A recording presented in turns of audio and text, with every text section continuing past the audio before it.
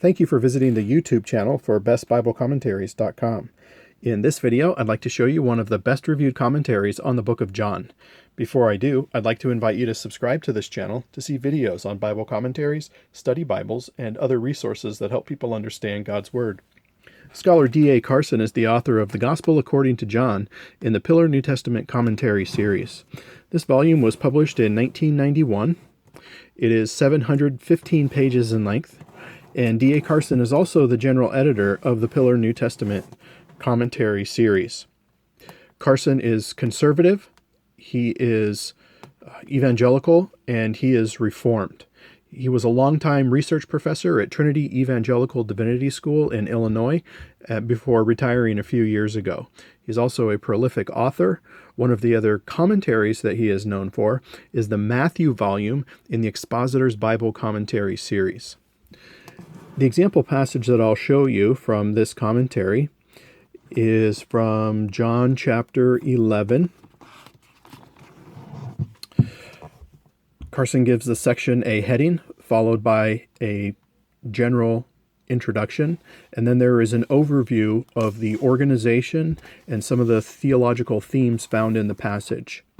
Then there is the commentary itself. So here's an example. Number 1. The death of Lazarus, John 11, 1 through 16. Verse 1, the number 1 is in bold, followed by 2 paragraphs of commentary. Verse 2 is in bold, followed by about a half a page of commentary. All the verses are on the left-hand side of pages, and they're in bold, so it's easy to use this commentary as a reference tool and quickly find exactly what you're looking for. There are not Greek characters in the main body of the text. There is some transliterated Greek words, which means that the Greek word transliteration is when the Greek word is sounded out with English letters. And so a reader who is not familiar with Greek will still be able to follow along and even pronounce a Greek word if they're interested in doing that. At the end of each section, there is additional note or additional endnotes section, and that's where Carson elaborates on some subject that he talked about in the main body of the text. It reads like an extended footnote or an extended endnote, where Carson might have mentioned something about the Greek or something about biblical scholarship or some theological insight, and he's just adding more information that he puts at the end of a section in an additional note. I would describe this as a mid-level commentary. The target audience is pastors.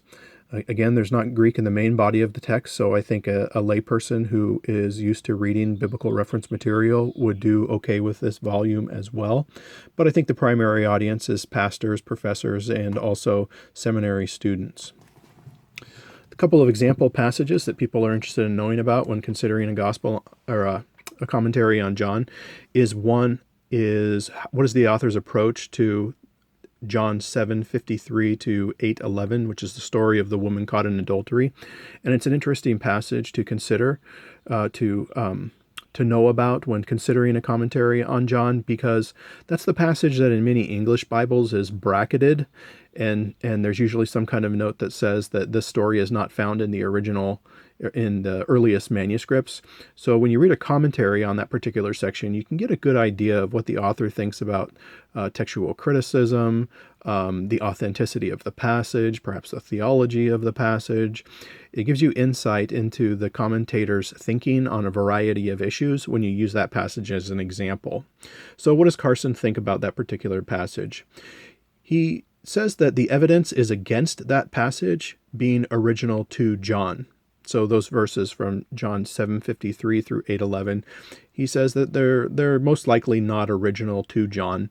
He cites as evidence the lack of manuscript evidence. In other words, just as most English Bibles say in the footnote in that section, that the earliest manuscripts don't contain this particular story. Carson goes into detail on some of those manuscripts. And then also he cites early church fathers who don't reference that particular story. Augustine does.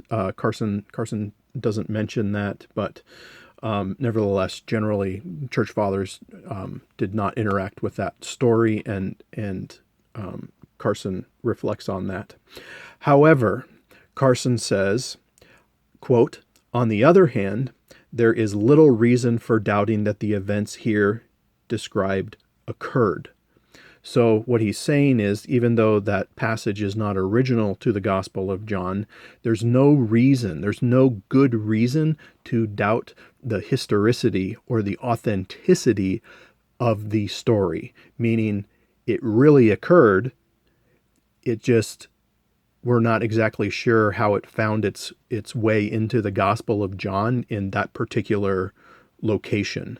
So following Carson's affirmation that it is historical and it is authentic to history, he provides a verse-by-verse commentary on the passage. And I mention that because there's some modern commentaries today that don't think that passage is authentic and don't comment on it at all.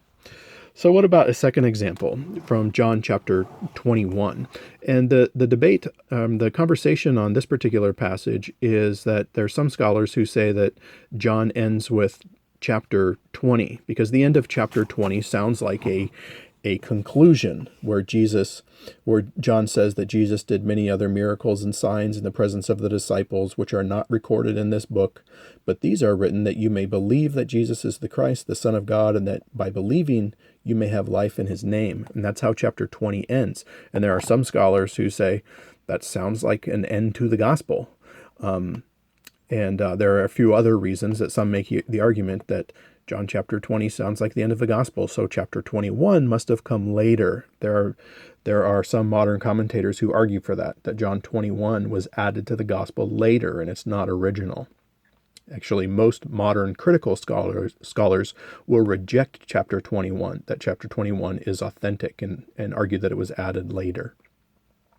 Carson discusses these arguments and then offers his own view. He says, quote, "The evidence in favor of an originally integral gospel incorporating chapter 21 seems reasonably firm." So what he's saying is that what he's describing as reasonably firm is the fact that John 21 was originally part of the Gospel of John. John 20 ends the way it does for particular reasons, and chapter 21 continues the story with regard to Jesus appearing to his disciples and the reinstatement of Peter for a specific purpose, for specific reasons. In other words, Carson says John purposely organized the gospel this way, and Carson's view is that he teaches that readers should understand that chapter 21 is original and authentic and historical. And then, of course, since that's his position, he argues he offers a verse-by-verse commentary on that chapter. So I hope this video has been helpful to you in understanding more about one of the best reviewed commentaries on the Book of John. I'll put some more information below. Thank you for visiting bestbiblecommentaries.com.